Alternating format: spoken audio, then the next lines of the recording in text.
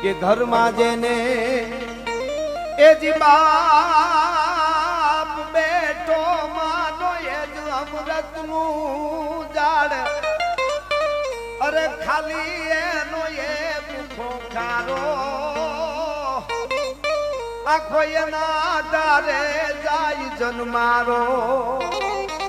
એના આધારે જન્મારો વયો જાય કે ઉપાધિ હોય એ મારે આપના દેવી એ સમય હું અકળાઉં આમાં જેને બાપ હોય ને ઉપાધિઓ આવે કે હવે શું થાય ઉપાધિઓ હોય